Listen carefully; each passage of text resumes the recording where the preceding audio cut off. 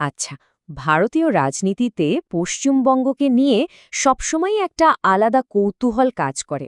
মানে এমনটা কিভাবে সম্ভব যে একটা রাজ্যে অর্থনীতি সেভাবে এগোচ্ছে না, কিন্তু একটা দল নির্বাচনে পরপর জিতেই চলেছে। আজকের এই পর্বে আমরা ঠিক এই অদ্ভুত আর বেশ বিতর্কিত রাজনৈতিক মডেলটার ভেতরে ঢুকে দেখব। আজকের আলোচনাটা শুরুই করা যাক এই বিস্ফোরক মন্তব্যটা দিয়ে। এই একটা বাক্য শুনলেই কিন্তু বোঝা যায় যে আমরা ঠিক কতটা টানটান উত্তেজনা আর সংঘাতের রাজনীতির কথা বলতে চলেছি, যা এই মডেলটার একেবারে কেন্দ্রে রয়েছে। তো এটাই হলো আমাদের আলোচনার মূল ধাঁধা। মানে রাজনৈতিক সাফল্য আর অর্থনৈতিক উন্নতি, এই দুটো জিনিসকে কি আলাদা করে ফেলা যায়? চলুন এই মডেলটা ঠিক কিভাবে কাজ করে সেটা ধাপে ধাপে বোঝার চেষ্টা করি। চলুন প্রথম পর্ব দিয়ে শুরু করা যাক। এখানে আমরা দেখব সেই মূল বিরোধাভাসটা যা পশ্চিমবঙ্গের রাজনীতিকে এতটা অন্যরকম করে তুলেছে। এই স্লাইডটা দেখুন, দুটো ছবি একদম পাশাপাশি। একদিকে শাসক দল তৃণমূল কংগ্রেসের রাজনৈতিক শক্তি বেড়েই চলেছে। 2021-এ তো ভোট শেয়ার প্রায় 48% পৌঁছে গিয়েছিল, যা একটা রেকর্ড। আর অন্যদিকে রাজ্যের অর্থনীতির ছবিটা দেখুন। মাথাপিছু আয় বৃদ্ধির হার সারা দেশের গড় হারের চেয়ে কম। শিল্প আর পরিষেবা ক্ষেত্রেও কিন্তু বাকি ভারতের থেকে অনেকটাই পিছিয়ে। মানে দুটো সম্পূর্ণ বিপরীত চিত্র। এই সংখ্যাটা দেখুন, 852। 2019 সালের শেষের মাত্র 7 মাসে পশ্চিমবঙ্গের রাজনৈতিক হিংসার এতগুলো কেস ফাইল করা হয়েছিল। এই তথ্যটা আমাদের ধাঁধাটাকে আরও জটিল করে তুলছে। আর এখানেই একটা খুব জরুরি প্রশ্ন উঠে আসে। যদি নির্বাচনে জেতাটা সত্যি মানুষের সমর্থনের চিহ্ন হয়, তাহলে রাজনৈতিক হিংসার এই ভয়ঙ্কর পরিসংখ্যান কিসের ইঙ্গিত দিচ্ছে? এই রহস্যটাই আমাদের আরও গভীরে নিয়ে যাবে। বেশ, তাহলে এই ধাঁধার উত্তরটা খোঁজা শুরু করা যাক। দেখা যাচ্ছে তৃণমূল কংগ্রেসের এই রাজনৈতিক অর্থনৈতিক কৌশলের দুটো মূল ভিত্তি বা পিলার আছে। আসুন সেগুলো চিনে নিই। ইকোনমিক অ্যান্ড পলিটিক্যাল উইকলির বিশ্লেষণ বলছে এই মডেলটা মূলত দুটো স্তম্ভের ওপর দাঁড়িয়ে। প্রথমটা হলো গ্রামের মানুষের জন্য কিছু নির্দিষ্ট জনকল্যাণমূলক প্রকল্প, কারণ রাজ্যের 70% বেশি মানুষ তো গ্রামেই থাকেন। আর দ্বিতীয়টা হলো একটা বেশ বড়সড় পৃষ্ঠপোষকতার নেটওয়ার্ক তৈরি করা, যা দলের কর্মীদের জন্য একটা অন্যরকম আয়ের রাস্তা খুলে দেয়। এই চার্টটা দেখলে ব্যাপারটা আরও পরিষ্কার হবে।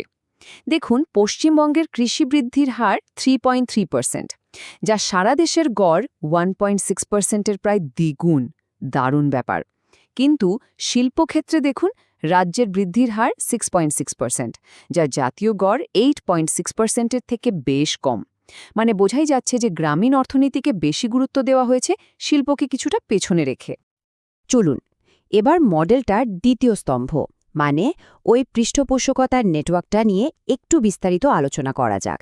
দেখা যাক এটা ঠিক কিভাবে কাজ করে। সিন্ডিকেট, এই শব্দটা পশ্চিমবঙ্গে খুব পরিচিত। সোজা কথায় এটা একটা সংগঠিত চক্র, যারা শাসক দলের মদতে কাজ করে বলে অভিযোগ।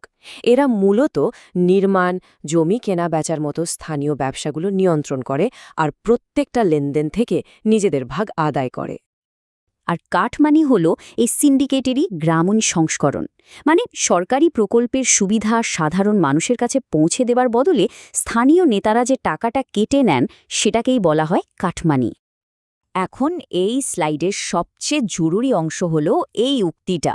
এটা থেকে স্পষ্ট বোঝা যাচ্ছে যে ব্যাপারটা শুধু নিচুতলার কিছু নেতার দুর্নীতি নয়, বরং অভিযোগ হল এটা একটা সংগঠিত সিস্টেম, যেখানে তোলা টাকাটা নিচ থেকে শুরু করে দলের একেবারে ওপর পর্যন্ত ভাগ হয়, আর এর মাধ্যমেই দলের ভেতরে আনুগত্য বজায় রাখা হয়।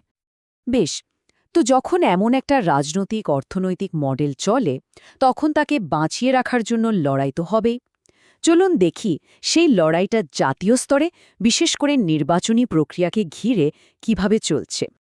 বিতর্কে ঢোকার আগে এসআইআর বা স্পেশাল ইন্টেন্সিভ রিভিশনস জিনিসটা কি, সেটা একটু সহজভাবে বুঝে নেওয়া যাক। এটা আসলে নির্বাচন কমিশনের একটা রুটিন কাজ। ওরা বাড়ি বাড়ি গিয়ে ভোটার লিস্ট মিলিয়ে দেখে, নতুন ভোটারদের নাম তোলে, আর যারা মারা গেছেন বা অন্য জায়গায় চলে গেছেন তাদের নাম বাদ দেয়। এই সার নিয়ে এখন দুটো সম্পূর্ণ ভিন্ন মত। নির্বাচন কমিশন বলছে তাদের লক্ষ্য একটাই, একটা পরিষ্কার আর নির্ভুল ভোটার তালিকা তৈরি করা। কিন্তু পশ্চিমবঙ্গের শাসক দলসহ বিরোধীদের অভিযোগ এটা আসলে ঘুরপথে এনআরসি আনার একটা ফন্দি, আর এর মাধ্যমে ১.৫ কোটি মানুষের নাম ভোটার তালিকা থেকে বাদ দেওয়ার চক্রান্ত চলছে। এই স্লাইডের উক্তিটা দেখলেই বোঝা যায় এসআইআর-এর বিরুদ্ধে প্রতিরোধটা ঠিক কতটা তীব্র। মুখ্যমন্ত্রী মমতা বন্দ্যোপাধ্যায় এই পুরো প্রক্রিয়াটাকে রাজ্যের রাজনৈতিক ব্যবস্থার ওপর একটা সরাসরি আক্রমণ হিসেবে দেখছেন এবং এর বিরুদ্ধে ১ ইঞ্চিও জমি না ছাড়ার হুঁশিয়ারি দিয়েছেন। আসলে এই লড়াইটা শুধু এসআইআর-এর মধ্যে সীমাবদ্ধ নয়, এটা আরও বড় একটা সংঘাতের অংশ, যা পশ্চিমবঙ্গ রাজ্য সরকার আর দিল্লির কেন্দ্রীয় সরকারের মধ্যে অনেক দিন ধরেই চলছে। এই টাইমলাইনটা একটু দেখুন। ২০১৬ থেকে শুরু করে এই সংঘাতের একটা ধারাবাহিক ছবি এখানে স্পষ্ট। তা সে যুক্তরাষ্ট্রীয় কাঠামো নিয়ে প্রশ্ন তোলা হোক বা কেন্দ্রীয় এজেন্সির ভূমিকা নিয়ে হোক, প্রায় প্রত্যেকটা বিষয়েই এই লড়াইয়ের তীব্রতা সময়ের সাথে সাথে শুধু বেড়েছে। আমাদের এই পুরো বিশ্লেষণের ভিত্তি কিন্তু ইকোনমিক অ্যান্ড পলিটিক্যাল উইকলির মতো জার্নালে প্রকাশিত গবেষণা। এই ধরনের কাজগুলো এই জটিল মডেলটার উপর একটা গভীর একাডেমিক দৃষ্টিভঙ্গি দেয়। তো এই স্লাইডটা পুরো সংঘাতের ছবিটাকে খুব সুন্দরভাবে এক জায়গায় এনেছে। লড়াইটা মূলত ৩টে জায়গায় হচ্ছে: আইন প্রয়োগকারী সংস্থা, নির্বাচনী প্রক্রিয়া আর শাসন ব্যবস্থা। আর প্রত্যেকটা ক্ষেত্রে রাজ্য আর কেন্দ্রের মধ্যে তীব্র সংঘাত চলছে। এই লড়াইগুলো কিন্তু বিচ্ছিন্ন নয়, বরং এগুলো রাজ্যের ক্ষমতার স্তম্ভগুলোকে কেন্দ্র করেই হচ্ছে। তাহলে আসল কথাটা হলো, এই যে এত রাজনৈতিক লড়াই, এগুলো শুধু আদর্শের লড়াই নয়, এগুলো আসলে সেই বিশেষ রাজনৈতিক অর্থনৈতিক মডেলটাকে বাঁচিয়ে রাখার লড়াই, যার ওপর শাসক দলের ক্ষমতা আর টিকে থাকাটা নির্ভর করে। সব শেষে এই প্রশ্নটাই কিন্তু থেকে যায়, এই যে পশ্চিমবঙ্গ মডেল, এটা কি দেশ শাসনের একটা টেকসই বা সাস্টেনেবল রাস্তা, নাকি একটা যুক্তরাষ্ট্রীয় গণতন্ত্রের মধ্যে ক্ষমতা ধরে রাখার একটা নতুন আর বিতর্কিত ব্লুপ্রিন্ট? উত্তরটা বোধহয় সময় দেবে।